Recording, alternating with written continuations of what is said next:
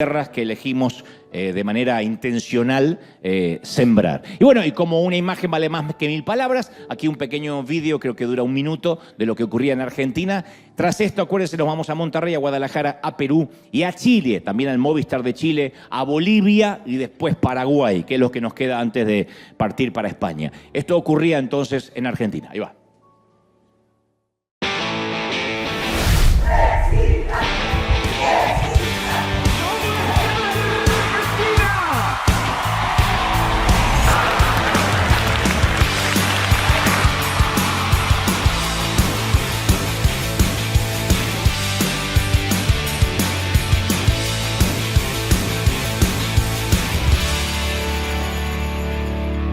La verdad que hace mucho lo estamos esperando, compramos las entradas apenas salieron. Estoy muy emocionada, es hermoso volver a ver después de tantos años a Dante. Muy emocionante, pasamos de llanto, risa. La verdad que es recontra recomendable para todo el que lo quiera ver. Ojalá que vuelva pronto porque nos llevamos el corazón recontra 1000 lleno. Un espectáculo fantástico, unas palabras que te llegan realmente al corazón. Viajé desde Colombia para escuchar a Dante. En Colombia no fue fácil conseguir boleta, ya estaba lleno y decidí de cumpleaños darme este regalo. Tremenda la palabra que compartió, fue genial. Fuimos muy bendecidos y la gente la verdad que está muy feliz y se va llena en su corazón. Así que gracias Dante, gracias amigos. ¡Valió la pena! Valió la pena. Gracias por estar acá, gracias por realmente permitirme estar y disfrutar todo esto con ustedes. Superó nuestras expectativas. Momento tras momento, lo más espectacular que vimos.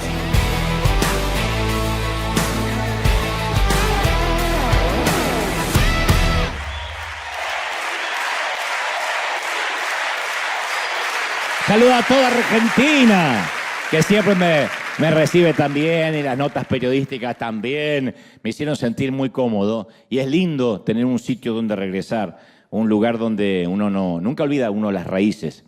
De hecho, en la conferencia digo, uno puede olvidarse a dónde está. Nos hacemos de alguna forma ciudadanos del mundo.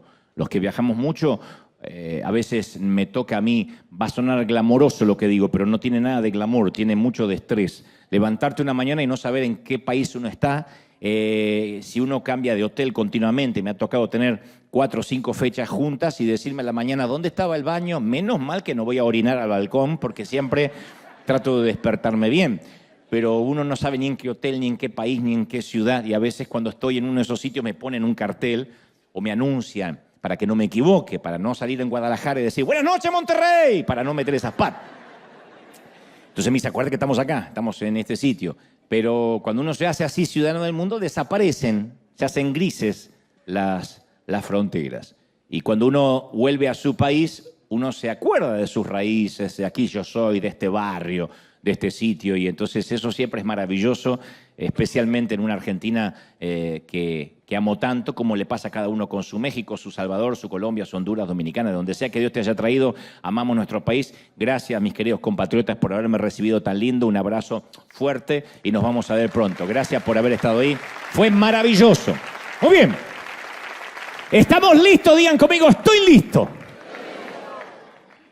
Entre algunas de las particularidades que tenemos aquí en River Arena es la enorme cantidad de hombres que aquí se congregan, que no es algo regular. Durante muchos años, la iglesia en general, en su mayoría, siempre estuvo conformado por mayoría de mujeres.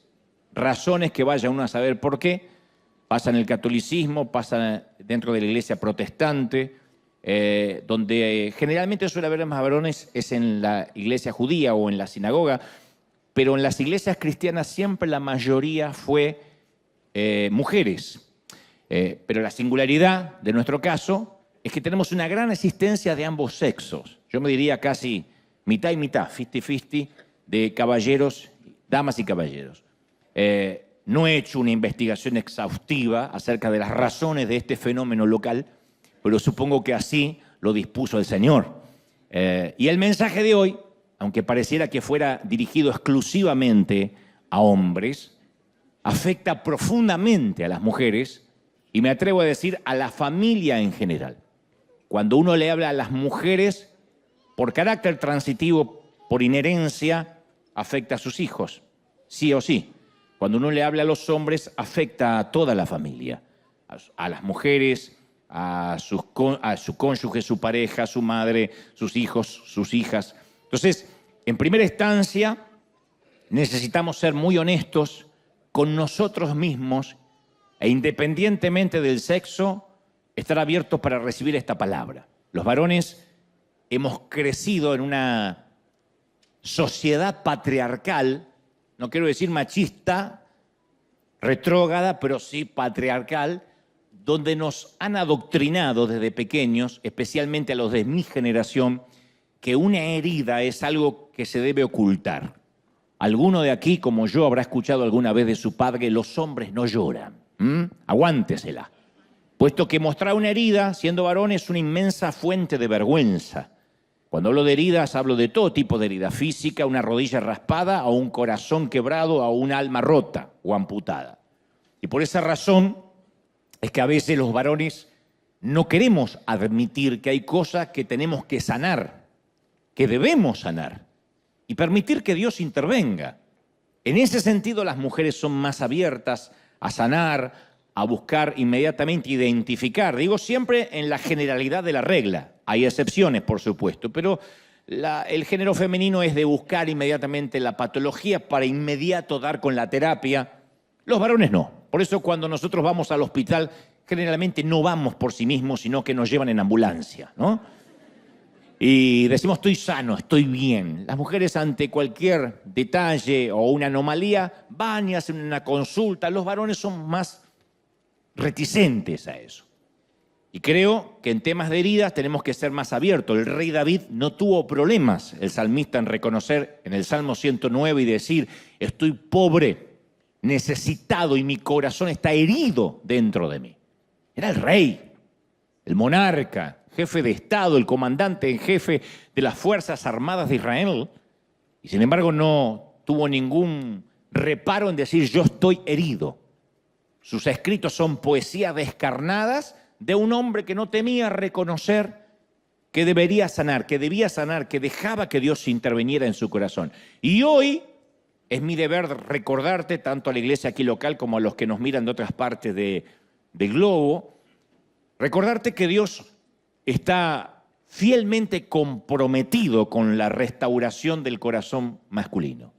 Y si dejamos que eso ocurra, también, insisto, las mujeres van a ser beneficiadas y bendecidas. Cuando el hombre se sana, cuando el hombre se sana, la mujer también es bendecida. No solo su entorno, el género en general.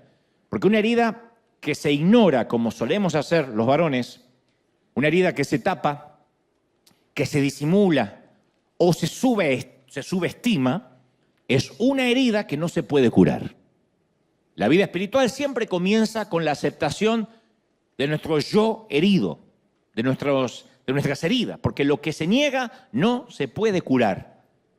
¿Se acuerdan la frase, no hay peor ciego del que no quiere ver? Bueno, aquel que dice, yo no necesito nada, yo estoy bien, no se lo puede curar, porque hasta que no reconozca que hay una patología, no habrá una terapia y por consecuencia no habrá una sanidad. Dicho y aclarado esto, a continuación paso a transmitirte lo que creo Dios me dijo que te diga y que ha puesto en mi corazón. Existe cierto tipo de amnesia moderna, un olvido generalizado, respecto a una de las cualidades más importantes de Dios y que casi ya no se mencionan. Una de las cualidades más importantes de Dios en el Antiguo y en el Nuevo Testamento, en el Antiguo Pacto y en el Nuevo, es que Dios es un Dios guerrero. Éxodo 15:3 dice, Dios es un guerrero, su nombre es el Señor. Dios es un guerrero, un hombre de guerra, un ser de guerra. Isaías 42:13 dice, el Señor marchará como guerrero. Como hombre de guerra despertará su celo, con gritos y alaridos se lanzará en combate y triunfará sobre sus enemigos. Parece la descripción de un personaje de Mel Gibson o de Sylvester Stallone, pero está hablando de Dios. Él se despierta con un grito de guerra y pelea. Jeremías 20:11 dice, pero el Señor está conmigo como un guerrero poderoso. Por eso los que me persiguen caerán, no podrán prevalecer, fracasarán y quedarán avergonzados. ¿No es maravilloso, sí o no? Porque Él está como un poderoso guerrero. No se describe como un viejito senil, no se describe como un abuelito que sienta en sus rodillas a los nietos, sino como un poderoso guerrero. Salmos 24:7 dice, eleven puertas sus dinteles, levántense en puertas antiguas. Está diciendo, esta puerta es demasiado chiquita para quien va a entrar. Elévense, eleven los dinteles, porque va a entrar el Rey de Gloria. En Roma, cuando vamos a Roma hay una particularidad, que todas las puertas, aún de los coliseos que sobreviven, de las ruinas del antiguo mundo, son puertas pequeñitas, muy chiquitas. Literalmente cualquier occidental que va allí se tiene que agachar para entrar por la puerta, y esto se debe a que los romanos tenían baja estatura, y entonces para que no sentirse inferiores, para que su estima no fuera dañada, las puertas eran chiquititas, para que ellos no se sintieran tan mal, porque si entraban por puertas grandes y la puerta le quedaba así como le queda a nuestro Gutiérrez, se sentía un liliputense. De allí viene, eleven las puertas, que quien va a venir no necesita que le hagan puertas a medida. ¿Quién es este Rey de Gloria? El Señor fuerte y valiente, el Señor el valiente guerrero. Ese es el que va a entrar por las puertas. ¡Qué lindo! Entonces, nuestro Dios es un Dios guerrero, fuerte y temible en la batalla, y conduce personalmente a su propia infantería, a sus propios ejércitos. No es que lo fue alguna vez y esta es una licencia poética de los profetas, sino que lo sigue siendo.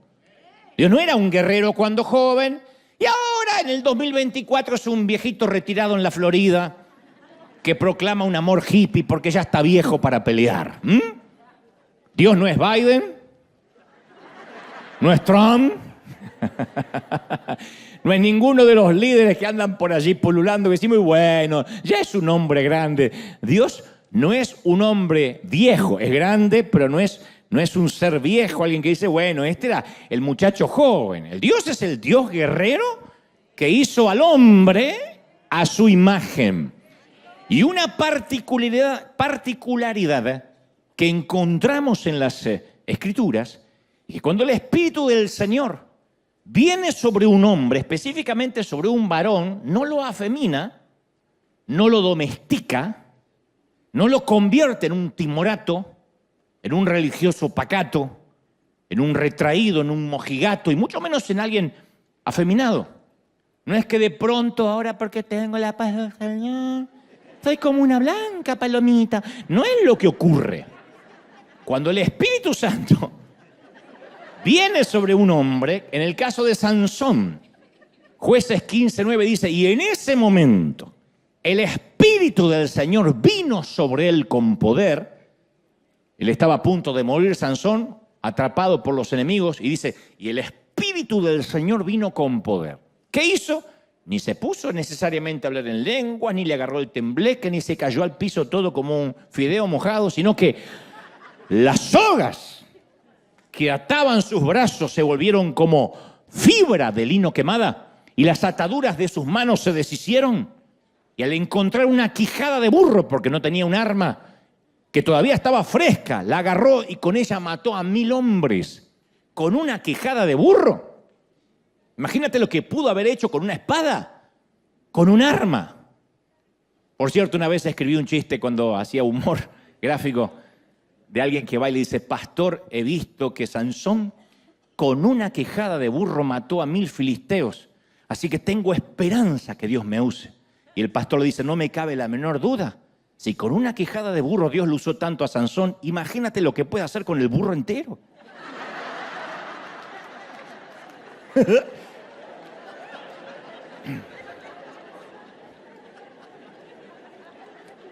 Ahora, esto de que Sansón rompe las cuerdas, se cuentan en todas las escuelas dominicales. Nuestros niños escuchan esa historia entre la de David y Goliat y la del Arca de Noé. Pero jamás yo al menos he escuchado una maestra decir, ¿y esto, niños, que ocurrió con Sansón? Es lo que sucede cuando el Espíritu de Dios viene sobre un hombre. Nunca. Porque pensamos que en la actualidad cambió la manera en que un hombre es ungido, que cuando el Espíritu Santo viene sobre un hombre, lo hace hablar en lenguas, temblar un poquito, ser un poquito más bueno. Pero Sansón, apenas es lleno del Espíritu, se convierte en un guerrero grande, temible. Cuando el Espíritu de Dios cae sobre él, son como las pinacas a Popeye para los memoriosos. O cuando Hulk o David Banner se transforma en el increíble Hulk, de repente un superpoder lo toma, lo posee y se transforma en ese guerrero imbatible. Antes de eso, cuando uno ve la vida de Sansón, el tipo es poco más que un imbécil. Hace boberías, es un tipo que no tiene carácter, pero cuando el Espíritu Santo viene sobre él, su último gran acto de guerra es heroico. Y no sucedió solo con Sansón. Jueces 3:10 relata: el Espíritu del Señor vino sobre Otoniel y salió a la guerra. Salió a la guerra como resultado de la llenura del Espíritu. Jueces 6:34 dice: entonces Gedeón, poseído. A mí me encanta esa palabra, porque parece que la posesión solo le pertenece al enemigo. Decimos, esa mujer está poseída, mi suegra está poseída. Pobre diablo, ¿qué tiene que ver con la suegra? Ya había venido poseída de antes. Pero siempre nosotros, posesión tiene que ver con lo demoníaco. Pero en la palabra se usa mucho la palabra poseído. Gedeón, poseído por el Espíritu del Señor, salió a la guerra. Poseído por Dios. Hemos visto, al menos en películas, lo que ocurre cuando alguien es poseído por un demonio. ¿Qué será ser poseído por el Señor, por el Espíritu de Dios? Bueno, la Biblia da una pista: salió a la guerra. No se quedó en trance meditando en el Tíbet, salió a la guerra. Jueces 11:29, entonces Jefté, poseído por el Espíritu del Señor, salió a la guerra. Exactamente lo mismo, cambia el hombre, el mismo espíritu. Y Samuel 16:13 dice lo que le pasó a David poco antes, minutos antes de matar a Goliat. Dice: entonces el Espíritu del Señor vino con poder sobre David. Es una valentía intrínseca al Espíritu Santo, inherente a una llenura. Entonces nuestra imagen de Jesús es como que se ha ido deteriorando a través de la cultura, a través de lo que nos vendieron en el cine, las figuras que hemos visto en alguna imagen. Y muy pocos relacionamos a Jesús con un guerrero.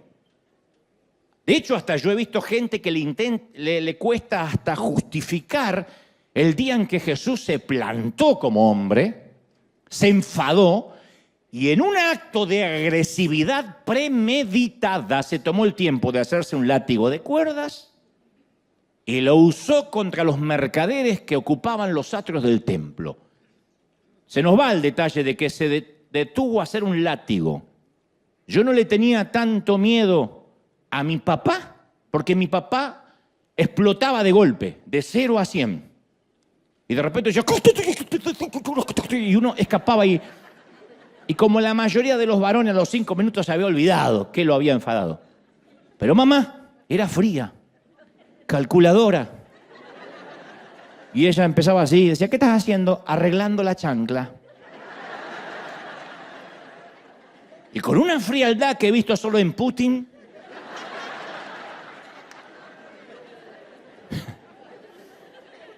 así, y tiraba la chancla, que tenía unos sensores que podían perseguirte a lo largo de donde te escaparas. Eso era una violencia premeditada. Bueno, el Señor dice que se hizo un azote.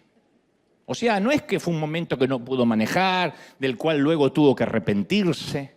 No fue un desfase hormonal repentino, sino una faceta del Hijo de Dios que está allí porque quiere que sepamos que también existe, que a veces nos negamos a querer ver. No, así no actuaría Jesús. Él les hablaría con amor. Mercaderes del templo serían tan amables. Váyase.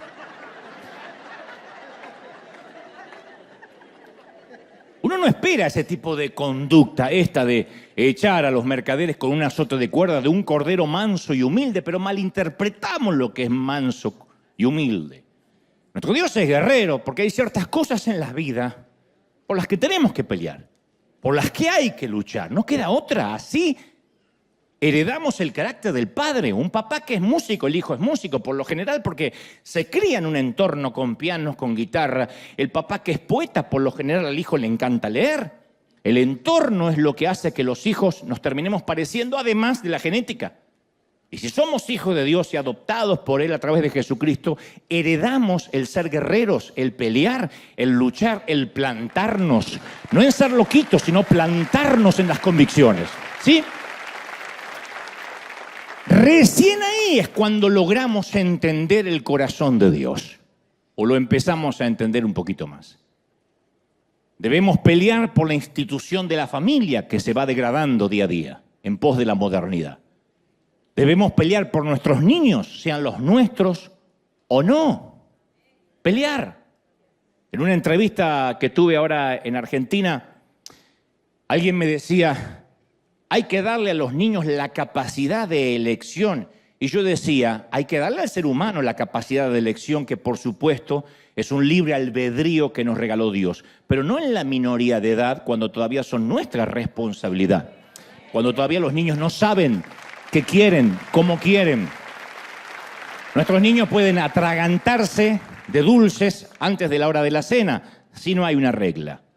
No podemos decir, bueno, yo a mi niño le dejo libre comer lo que sea, quiero crear un ser libre. No, hay que educarlo, se llama educación. Y cuando uno le dice que elijan, por ejemplo, su sexo, cuando tienen 7, 8 años, le decimos niñe, porque para nosotros la genitalidad, en términos de la posmodernidad, no significa nada. Estamos no educándolos, sino adoctrinándolos, empujándolos a que elijan algo que no están capacitados para elegir. Entonces uno tiene que pelear por esos derechos que, independientemente de que estén en la Biblia, son morales, son nuestros, son éticos, ¿sí o no? Tenemos que pelear por nuestros amigos, por las amistades. Pelear por nuestras amistades, independientemente que el amigo termine cometiendo un error. Yo digo siempre que tengo pocos amigos, pero soy muy buenos amigos de mis amigos. Y los voy a visitar a la cárcel y no pregunto por qué están ahí.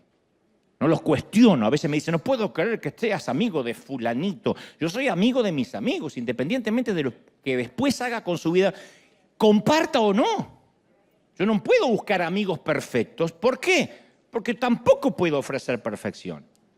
Me da gracia cuando la gente dice, yo estoy buscando una iglesia perfecta. ¿Y qué vas a ofrecerle a la iglesia perfecta? Lo más posible es que se eche a perder apenas llegues. Entonces, ténganme paciencia que hoy estoy medio cansado y no tengo filtro. ¿Ves? Los médicos luchan por la vida de sus pacientes. Los maestros luchan por los corazones y el futuro de sus educandos, de sus estudiantes. Entonces pensemos que cualquier cosa buena, verdadera o hermosa que valga la pena en esta vida, vamos a darnos cuenta que no se puede proteger esa cosa o eso si no peleamos y luchamos por eso. No se protegen las cosas buenas solas. Y vivimos en una época derrotista, de hombres muy frágiles, esto no es una novedad. Lo bueno es que no te está predicando una mujer, sino un congénere, y lo reconozco. Deseamos adelgazar comiendo comida chatarra, automóviles y casas nuevas sin pensar en la deuda. Hay empleados que cuando se les pide una hora, una milla extra, se quiebran y ya se quejan de la presión patronal. Hay muchos hombres con baja estima y poca tolerancia a la crítica, al rechazo, a la frustración. Hay toda una generación, estamos ante una generación como no se vio jamás, de un ánimo inestable. Pasa inclusive entre ministros. A mí me sorprende la cantidad de ministros que abandonan sus púlpitos porque necesitan un sabático por el extremo estrés o porque se deprimieron. Yo digo, ¿qué queda para la gente? ¿Qué queda para los que navegan en ese barco?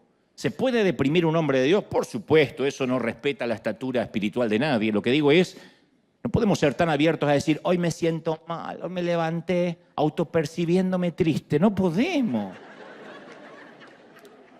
Los líderes estamos hechos de eso, de a pesar de la tristeza o de los problemas, continuar con la asignación.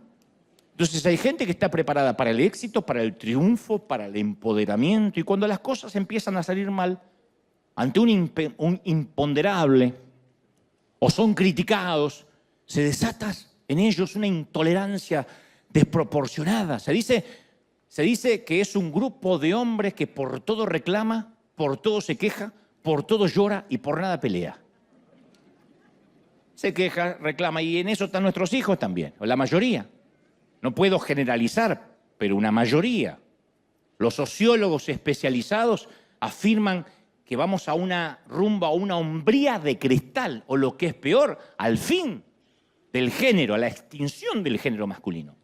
A una hombría de cristal, donde se deprimen porque un profesor le levantó un poquito la voz, donde quieren denunciar al primero que les habla un poquito alterado. O sea, no se les puede hablar ni siquiera en un tono más alto de lo normal porque inmediatamente se sienten agredidos. Entonces, la autoridad familiar, la autoridad institucional les genera rechazo, frustración, no les gusta recibir órdenes. Necesitan reconocimiento constante, tienen poca tolerancia al rechazo. Y si uno sale a vivir la vida con poca tolerancia al rechazo, estamos fregados. Porque la vida nos van a rechazar en muchos sitios, en muchos ámbitos, en muchas cosas de la vida. El concepto psicológico usado para describir a los niños que no se desarrollan físicamente debido a que son mal alimentados se llama depravación enana, depravación pigmea. Depravar significa desviar el uso natural. Y se le dice depravación enana. Bueno, hay millones de hombres que son enanos en sus emociones, en su personalidad, debido a que no maduraron, debido a que tienen un retraso madurativo serio. Y alguien que no madura siempre le está echando la culpa al otro. Si fracasa en el matrimonio es por la loca que le tocó. Si abandona a los hijos es porque la presión no lo dejó, pobrecito, respirar y tuvo que salir a buscar otro horizonte. Si lo despiden del trabajo es porque el patrón no lo entendía.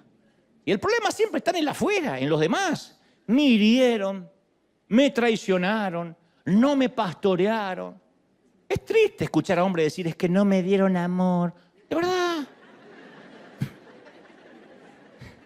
Me desilusionaron, no me llamaron. No se rían mucho las mujeres que el domingo que viene les hablo a ustedes, no. Tanto. Ya hay para ustedes también.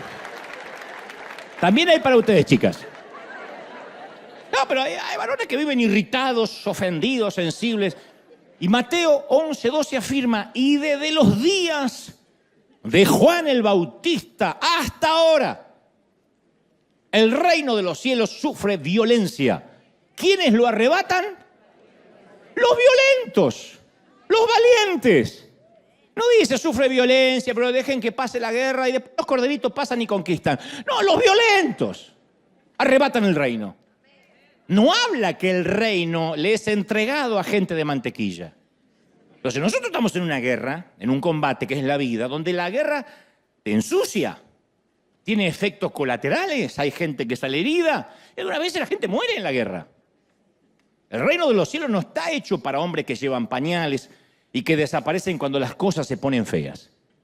Hay una película biográfica real del boxeador James Braddock llamada Cinderella Man, donde se muestra que cuando peleaba derribaba a rivales que eran más fuertes que él. Y cada vez que subía al ring tenía el fuego de un guerrero, pero no era Rocky Balboa, que es un personaje de ficción, es un boxeador real. Entonces en una conferencia de prensa le preguntaron ¿qué lo motiva a pelear como un león de esta manera? Y él respondió, leche. Él peleaba por la supervivencia de su familia, para que nunca más le faltara leche a sus niños. Era la época de la Gran Depresión en los Estados Unidos y había visto cómo sus niños lloraban por dolor de barriga, de no tener nada en el estómago, y él dijo, nunca voy a permitir que no tengan leche. A veces, para despertar el guerrero que hay en un hombre, Dios permite que la batalla tenga que golpear cerca de su propio hogar. Porque hay dos caminos ahí cuando te pegan el hogar. El camino fácil de ponerse a orar para que Dios envíe leche y el que sale a pelear por el sustento. Y dice, no me queda otra. Hay que apechugarla, hay que fajarse, hay que salir, hacer de tripas corazón y salir.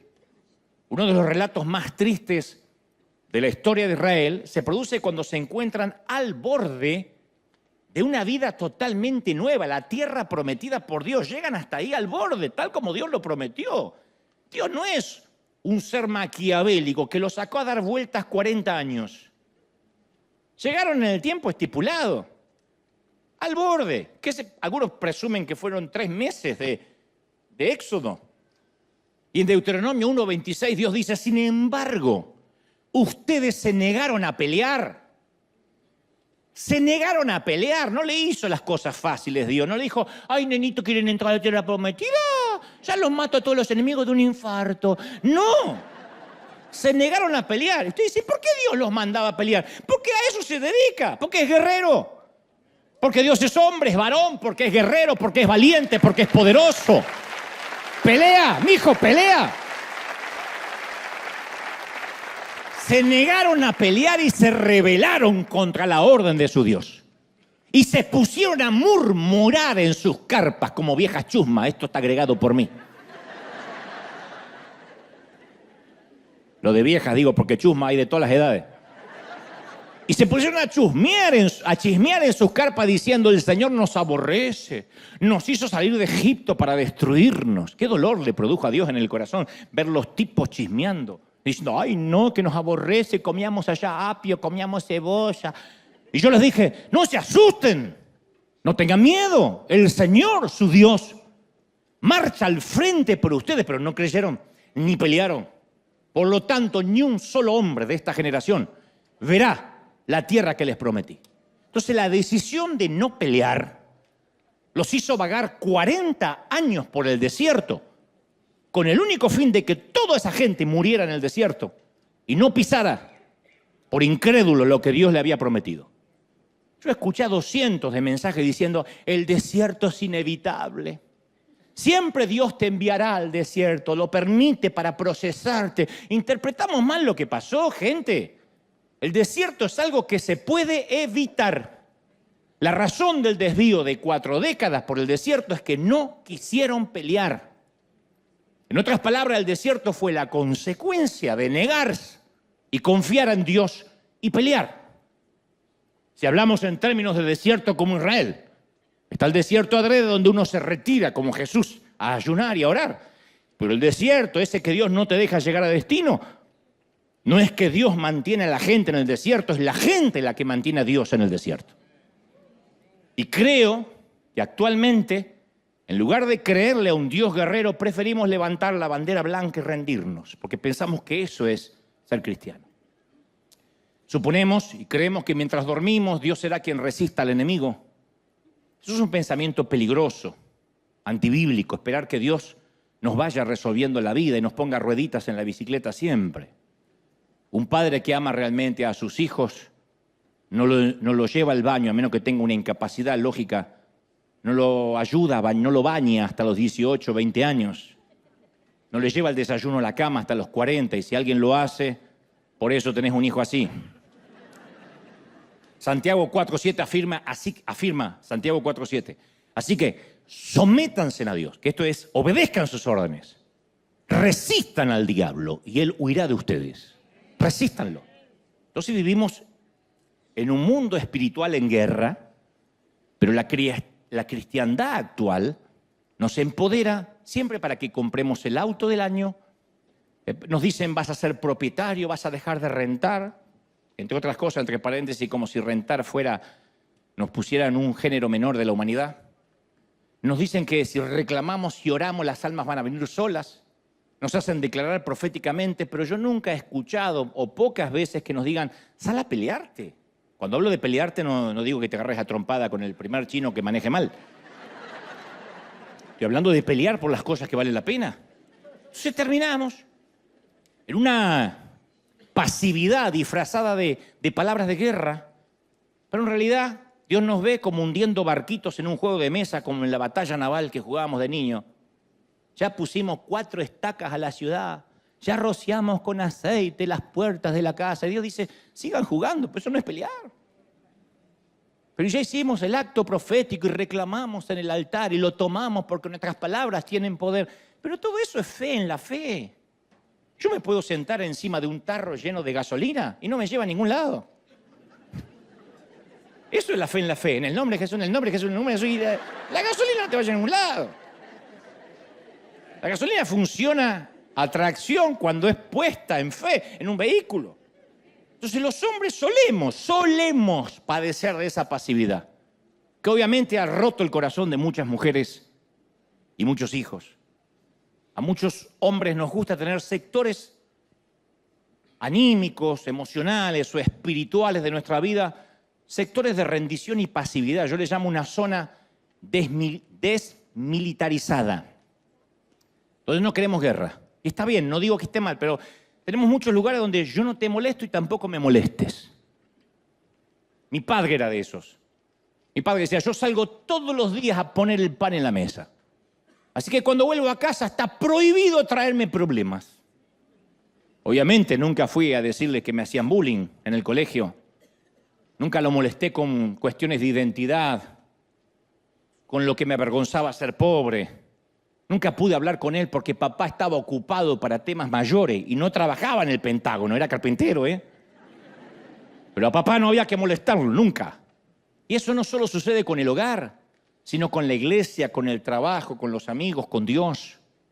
A mí me entristece pensar en todas las cosas en las que mi padre se rindió a lo largo de los años y esperaba que mágicamente las cosas se arreglaran solas. Él decía, ya esto se va a arreglar. Pero Dios da por sentado que el hombre tiene que actuar, tiene que intervenir, tiene que ser intencional. ¿Por qué? Insisto, porque nos creó a su imagen, a su semejanza. La pasividad no tiene lugar en el léxico, en el diccionario de la genuina masculinidad. El peor insulto para un hombre es ser pasivo. Y cuando hablo de masculinidad, no me refiero a la genitalidad que nos hace machos. Porque genitales también tienen los perros y eso no los hace hombres. Podemos nacer varones, pero uno se hace verdadero hombre solo por elección. Porque la mayoría de los hombres, a los hombres nos gusta la acción, pero a veces no para vivirla, sino para verla. Un hombre ve un accidente en la ruta y para, a ver, uy, le gusta ver la acción. Ponemos en la tele un programa de comida sana mientras la acompañamos con una pizza de pepperoni. Es verdad, ¿eh? Hay que empezar a comer sano. Estamos comiendo.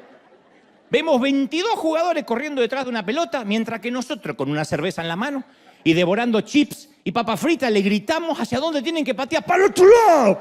¡Para el otro lado! Los pobres corren como desgraciados. Y terminamos el partido y ¿qué decimos? ¡Qué vergüenza! ¿Cómo juegan? ¡Aprendan a jugar! Alcanzame el control remoto, no me quiero levantar. Pero ellos tienen que aprender a correr. Es increíble. ¿Por qué? Porque tenemos un gen para la acción, pero cuando está dormido solo la queremos ver. Somos pornógrafos de la acción, queremos ver cómo otro corre. Las mujeres, en cambio, necesitan el drama, la traición, el romance, el buen guión y el suspenso, el amor y el final feliz, a las 7, 6 centro. Mira una novela de 352 capítulos. Los hombres necesitamos una película donde el tipo a los 5 minutos agarre mínimo una pistola y mate, ya sea 700 ninja, japonés, alemán, indio, lo que sea que mate, pero que mate a alguien. No importa si no hay guión. Queremos que el tipo dispare, que el auto huele, que el avión se caiga, que la ciudad explote, que ataquen los alienígenas, los zombies, King Kong o Godzilla, que alguien ataque. ¿O no? ¿Por qué? Porque fuimos creados por Dios y encontramos ánimo en el boxeador que va por un round más, en el soldado que aún herido sigue disparando. Algo nos dice, de ahí vienes. Cuando vemos que el jugador hace un gol en el último minuto, en el último segundo y da vuelta el resultado de un partido, saca ese tigre, ese león que hay dentro. ¿Por qué? Porque ese es nuestro origen. El tema es que cuando termina la película o el partido, ¿qué hacemos? En vez de salir a pelear por el honor de nuestros hijos, les damos una tablet para que se metan en la habitación y no nos molesten. En vez de ser apasionados, pero en vez de ir detrás de una pelota, apasionados para buscar a Dios, nos apasionamos en hacer maratones en Netflix. Entonces, la pasividad es el primer pecado que heredamos de Adán. La pasividad es edénica. Estoy convencido que el primer pecado del ser humano no fue comerse la fruta, fue la pasividad. ¿Qué hacía Adán? Porque siempre decimos, y esta Eva, ¿viste? ¿Por qué no se puso a hacer una pupusa en vez de andar comiendo fruta? ¿Qué costaba una tortillita? Se puso a comer fruta. ¿Qué hacía Adán mientras Eva tomaba la fruta prohibida? De acuerdo a Génesis 3:6, estaba ahí con ella. Porque dice, tomó la fruta y se la convidó a Adán. Si no diría, y lo anduvo buscando por todo el huerto y Adán no estaba porque estaba domando la jirafa. No, lo estaba al lado.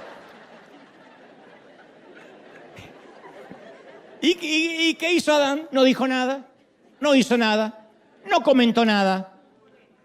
Vio de qué árbol la había sacado y a partir de allí vamos a conocer a muchísimos hombres que se permiten no hacer, no decir, no incomodar. En 1 Samuel, las Escrituras nos dan una imagen desafortunada de lo que es la pasividad y sus consecuencias. El sacerdote Elí servía al Señor en el tabernáculo y era juez del pueblo de Israel. Tenía una postura religiosa, si se quiere, vicaria y una postura política. Tenía 2 hijos, Ofni y Finés, quienes también fungían, oficiaban de sacerdotes, pero que también eran unos canallas, eran unos bribones, unos granujas los tipos. Se robaban las ofrendas, con ese dinero organizaban orgías dentro del templo. Cuando su padre se entera lo que están haciendo, les dice, muchachos, ¿por qué se comportan así? Todo el pueblo me habla de vuestra mala conducta. No, hijos míos, eso no es nada bueno lo que comenta el pueblo del Señor. Eso fue lo único que les hizo. Les dio un discurso, cuídense de los comentarios, mijo. Si uno lee otra vez el episodio, te hiela la sangre porque está diciendo, por lo menos si lo van a hacer, sean discretos. Orgías en el templo y se robaban las ofrendas. Dicen, no me gusta lo que oigo de ustedes, cuídense, no es bueno que el pueblo comente. Un padre que le dice, háganlo, pero de las puertas para adentro, que no los vean. No hizo nada para detenerlos. Él era el juez del pueblo, tenía que haberle impuesto una sentencia, tenía que actuar de oficio. ¿Saben lo que es actuar de oficio? Que si tienes un amigo juez y le cuentas un delito, aunque sea tu amigo, por oficio te tiene que condenar. Lo mismo si tienes un amigo policía y le cuentas, acabo de matar a una persona, si luego se enteran de que él supo y no actuó de oficio, aunque no tenía uniforme, va preso contigo. Eso es actuar de oficio. Él tenía que haber actuado de oficio. Y aunque era un sacerdote en el templo, no los removió de sus posiciones tampoco para al menos mantener la credibilidad en el sacerdocio. Eligió el camino fácil, la pasividad. Pensó como muchos hombres en la actualidad. Yo sé que está mal, pero lo que menos quiero ahora es tener problemas con mis hijos. Es un adolescente, ¿qué le voy a pedir? Sí, pero sabés que puede andar en malas compañías. Y sí, pero... Y bueno, es macho. Yo también era peor que él. Y aparte no quiero tener problemas con mi mujer. No. Las cosas andan manos menos bien y qué sé yo. Ya bastante problemas tengo afuera de la casa como para tener problemas. Yo quiero llegar a casa y dormir la siesta. Ese es Elí.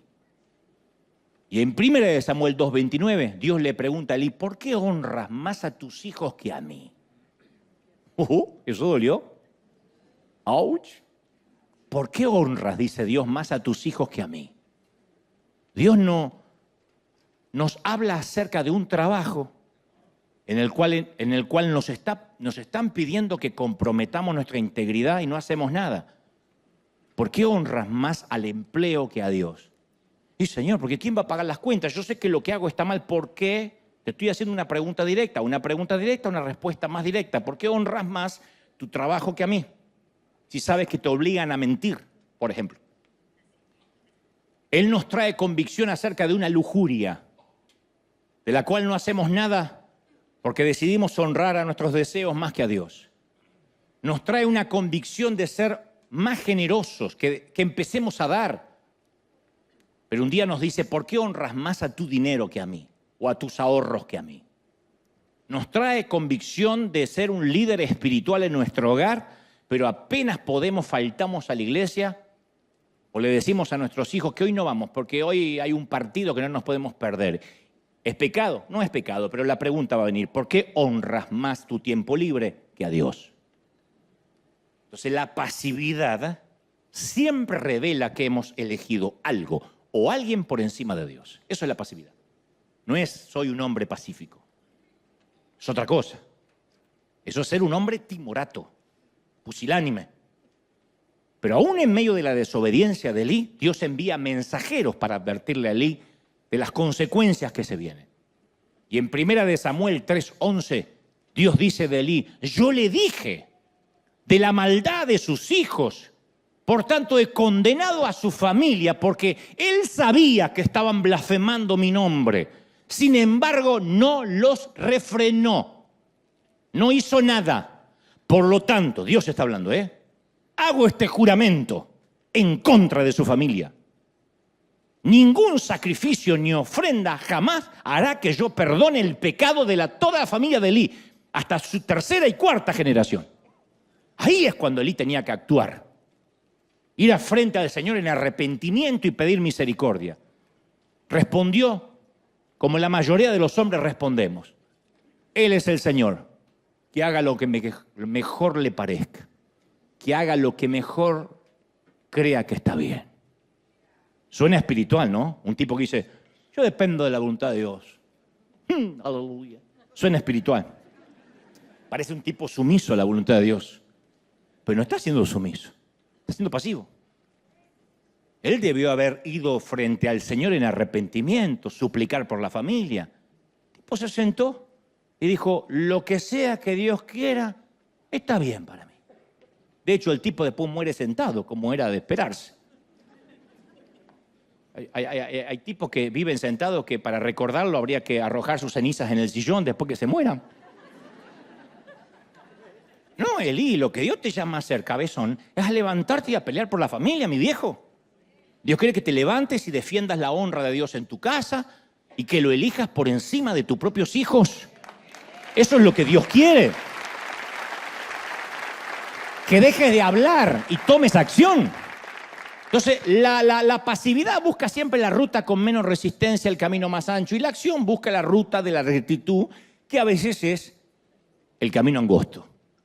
La pasividad busca hacer trampa, la acción asume la responsabilidad. La pasividad dice, no, ya se va a arreglar, esta etapa va a pasar, son temporadas. La acción dice, esto requiere que yo mueva el trasero, como diría Salomón. Entonces, a todos los hombres nos enseñaron cómo asistir a la iglesia. Nos enseñaron a no jurar, a no beber, a no decir palabrotas, a no ser groseros, a no fumar. Sabemos cómo ser amables y buena gente. Algunos hombres aprendieron a tocar un teclado, incluso a dirigir la alabanza, a cantar cántico nuevo, llorar y llorar. Mientras canta, yo soy tu niña, la niña de tus ojos.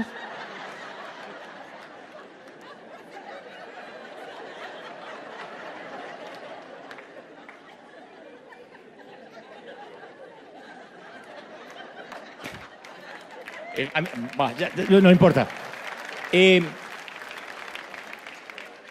Vamos a ser correctos con la especificación.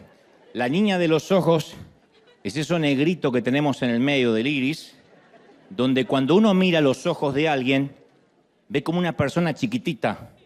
De allí el modismo coloquial, esa es la niña de tus ojos. O sea, es correcto, etimológicamente hablando. Pero yo nunca pude, no sé. No tengo duda de mi identidad sexual, pero nunca pude. Yo soy tu niña. Nunca pude. La niña de tus ojos. No puedo, no me sale, no me sale. Perdón, soy de otra generación, yo sé. Pero no nos enseñaron cómo pelear.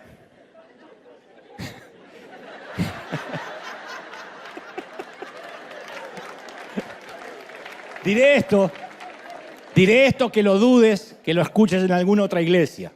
A veces hay que salir y patear unos cuantos traseros. A veces hay que salir y pelearse con la vida. Ningún entrenador le diría a su equipo, muchachos, salgan a la cancha y sean suaves, amables. Sean el rival más amable que Argentina jamás haya conocido. Mexicanos, respeten al argentino. ¿Quién se le... A ver, No, que nuestro Chicharito les va a enseñar a morder el polvo, ¿o no? ¿Y por qué eso es fútbol? Un equipo que dice, no, sean suaves, no sale motivado a ganar. Y eso es lo que durante años la iglesia le ha dicho a los hombres, solo intenten ser buena gente. Y la iglesia termina teniendo un exterior masculino, pero su alma se vuelve femenina. Y cuando hablo de feminidad no estoy hablando de cobardía, hablo de un estereotipo que no debería haber en la masculinidad. Y con ello llega la extinción de lo masculino, del género. Y nuestro Dios guerrero inmediatamente desaparece del radar.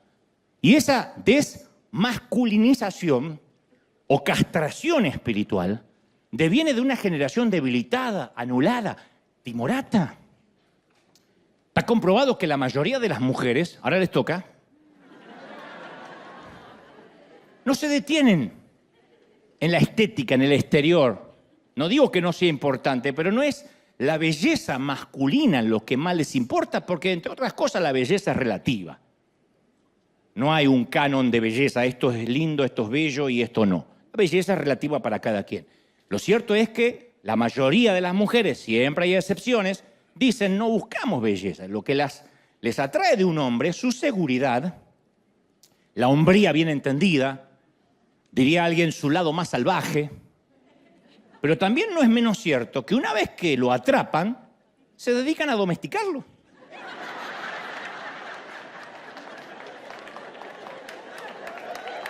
¿O no? Como dijo alguien alguna vez, las mujeres se enamoran de la barba del Che Guevara para luego casarse con él y obligarlo a que se afeite. Entonces nadie metería un gran león en una pequeña jaula. Entonces, ¿por qué meter a un hombre ahí? Quizás sea por la misma razón que muchas veces metemos a Dios en una jaula. A un Cristo de bolsillo, a un Dios que tenemos la fórmula, los ingredientes y sabemos cómo funciona. Esto no le gusta a Dios, esto sí le agrada a Dios. Yo conozco a Dios y a Dios lo puedo manipular. Le terminamos cortando las uñas al león de Judá. Y pensamos que Jesús se parece a John Lennon proclamando paz y amor, cantando Imagina, en vez de un guerrero que nos incita a pelear. Y muchos hombres terminan escondiéndose detrás de la hoja de la higuera, de la amabilidad, de la espiritualidad y nunca se enfrentan a una situación difícil. Pero tenemos que aprender a endurecer nuestro rostro como un pedernal. El Señor endureció su rostro, su frente, como una piedra para llevar a cabo la misión de su vida. Cuando hablo de dureza, no hablo de alguien que no se sonríe, que no tiene humor, que es malhumorado. Hablo de la dureza que menciona la palabra cuando dice endurece tu rostro como un pedernal. Habla de la perseverancia, del carácter, que es directamente proporcional al guerrero que lleva por dentro. Por eso en los campamentos del Army, en los campamentos de instrucción militar, están saturados de disciplina. Y uno dice, ¿pero por qué son tan duros? Porque saben que cuando el infierno cae en el campo de batalla, el enemigo no perdona. Y un hombre tiene que tener carácter para soportar lo que se viene. Alguien que es de cristal no puede ir a la línea de batalla, entonces se lo trata, dicen, de quebrar en el entrenamiento. Y ustedes dicen, si lo quiebran no va a servir para nada. No, tiene que pasar al segundo aliento del carácter, a entender, no importa lo que me griten, lo que me digan, yo soy un hombre de batalla. Y esto fue así en la Segunda Guerra Mundial, en la Primera Guerra Mundial, y es cierto, y tan cierto también en los conflictos de la vida y espirituales. El joven necesita esa fuerza de corazón para acabar sus estudios, para terminar la carrera que empezó, para mantener sus convicciones bajo la presión, bajo el esnovismo. Esto es lo que se hace, esto es lo que se estila. Es anticuado ser virgen, es anticuado no acostarte con quien quiera. El joven necesita la convicción para manejar su disciplina, sus convicciones, para manejar su carrera artística, profesional. Esto es absolutamente fundamental para desarrollar un corazón indoblegable. Aunque lo lapiden, lo azoten, lo encarcelen por predicar el evangelio, Pablo, el apóstol, se mantiene impertérrito, no cambia el mensaje. No retrocederá. Gloria a Dios, porque por eso tenemos las cartas de Efesios, Filipenses, Colosenses, Filemón. No retrocedió. No olvidemos que el sabio Salomón dijo, ¿acaso no dice la Escritura, hay un tiempo para todo lo que se hace? Un tiempo para plantar, para cosechar, un tiempo para la guerra y un tiempo para la paz. Eclesiastés 3:1. Y decimos, bueno, pero ahora ya no estamos en guerra. No habla de un enfrentamiento bélico de armas, habla de la guerra de la vida. Hay un tiempo donde uno tiene que batallar. Y te digo algo más, no hay nada que mutile más la masculinidad y ampute la hombría. Nada despierta tanta rabia y frustración y falta de respeto al corazón de un hijo cuando presencia la pasividad de un padre. Te amputa o trata de hacerlo, te quita la masculinidad, la virilidad. Muchos niños y jóvenes se tienen que encargar de las luchas familiares porque sus padres no quieren hacerlo. Si un hijo se cría con un papá que está presente en el cuerpo, o sea, sentado en un sillón, pero ausente almáticamente, buscará la hombría en otra parte. De todas las maneras, Dios sabe que amé a mi padre. Dios sabe que lo honré hasta su último aliento. Pero también Dios sabe que detesté su pasividad. Odiaba su famosa frase, no sé, pregúntale a tu madre. Entiendo que haya que preguntarle a la madre sobre determinadas cosas que ella maneja. Entiendo que la patria potestad es compartida. Pero él nunca tomaba las decisiones difíciles de la casa, nunca.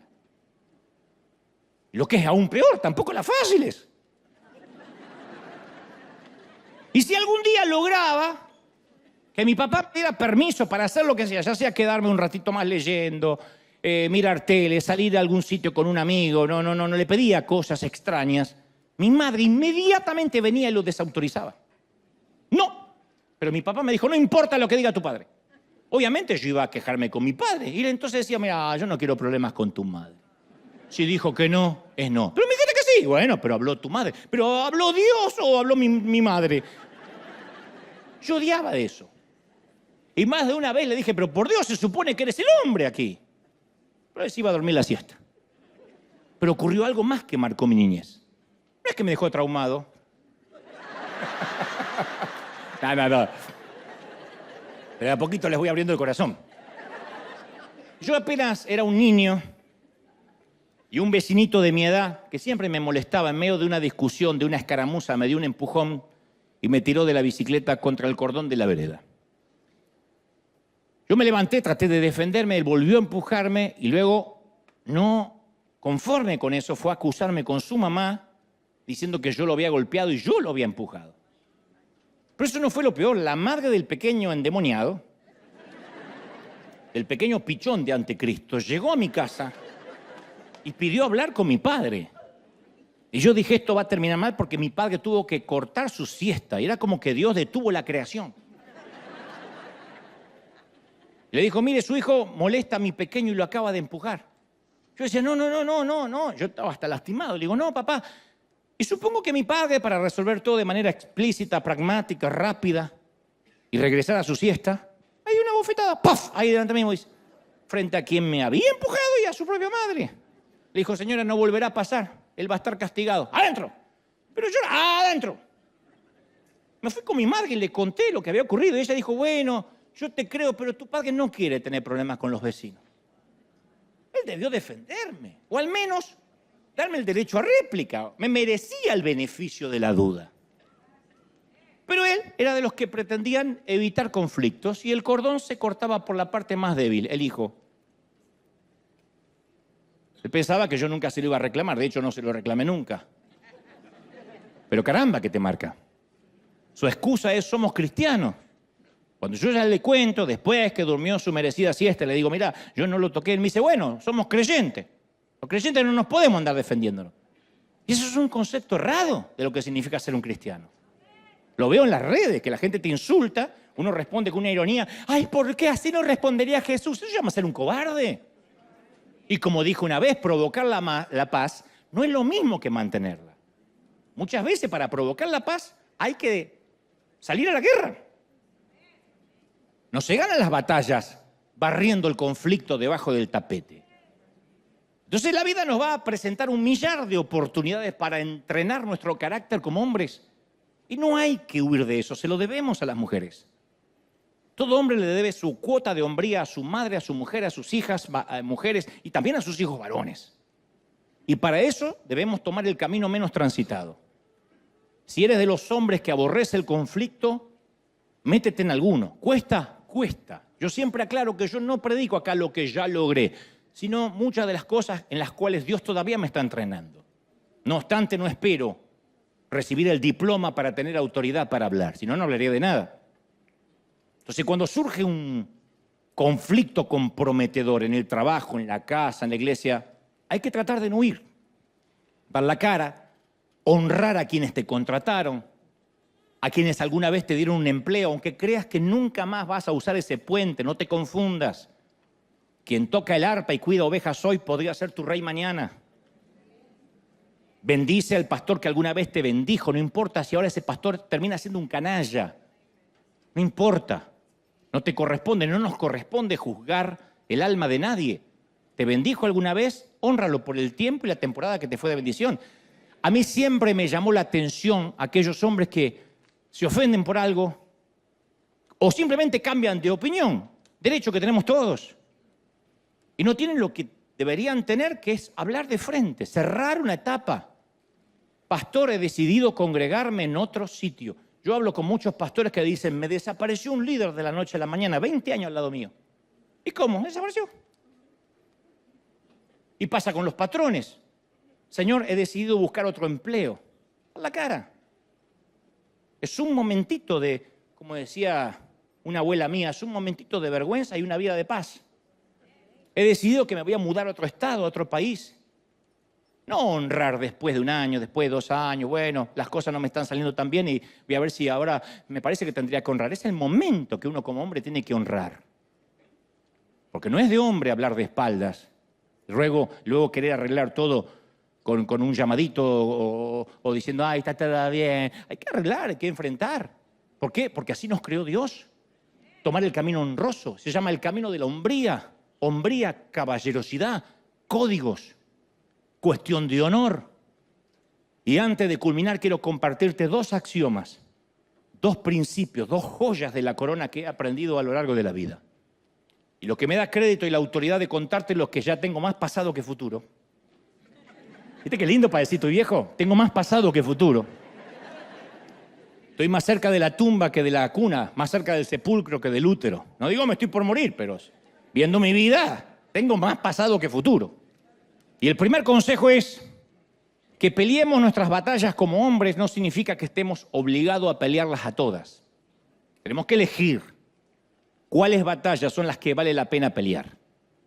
Hay muchas cosas que dejé de hacer porque me di cuenta que esas batallas era para demostrar que yo era humilde, que era buena persona. He aceptado invitaciones para que no piensen que me había vuelto orgulloso. ¿Vendrías a mi iglesia chiquitita o ahora que estás en Gringolandia perdiste la humildad? Y yo, para que el tipo pensara que era humilde, iba. Y no ganaba nada. Siempre había algo que lo ofendía. ¿Me haces un videíto? ¿Me bailás la conga? ¿Te subís al techo? No, no puedo. O sea, yo sabía que no eras humilde. No hay forma de convencerlo. Entonces, durante mi juventud, he huido de muchas batallas que debía haber peleado. Pero también debo confesar con dolor que libré muchas batallas que Dios nunca me había enviado a pelear. Y el segundo consejo es, peleas tus batallas una sola vez. No pelees tus batallas 2 veces. Una en la preocupación, en la anticipación y cuando realmente entras en la escaramuza. No pierdas horas de sueño en pensar cómo te enfrentarás mañana. Mañana tendrás las fuerzas del mañana. Esto también por experiencia. Yo fui muy preocupón por años. Entonces las batallas eran dobles, toda la previa, la ansiedad de cómo me va a ir y el día de la batalla que llegaba agotado. A los soldados se los manda a dormir y descansar bien un día antes de la batalla. Y nosotros vamos a las peleas totalmente cansados, agobiados, estresados. Y el Señor dice, basta el día con su afán, el mañana tendrá sus propios líos. 24 horas es el pan de cada día, no es el pan anual, no es el pan mensual, el pan nuestro de cada día. El maná es porque basta el afán para hoy, las alegrías de hoy y las victorias de hoy y las derrotas de hoy es para celebrarlas o lamentarlas hoy, no mañana ni ayer. Y la vida es más que una simple batalla y se compone de muchos altercados, muchas guerras, muchos conflictos. Y en todas ellas tenemos que estar dispuestos y decididos a vencer. Te levantas a la mañana y ahora sí en términos metafóricos, no prácticos, te levantas a patear demonios, a patear traseros, te levantas a pelear por lo que vale la pena. En la película Gladiador, la famosa película ganadora de tantos premios, está ambientada en el siglo II después de Cristo. El héroe es este guerrero de España llamado Máximo. Es el comandante de los ejércitos romanos, un general muy amado por sus hombres y por el envejecido emperador Marco Aurelio. Y el hijo de Marco Aurelio, mezquino, ambicioso, el hijo del emperador, cómodo,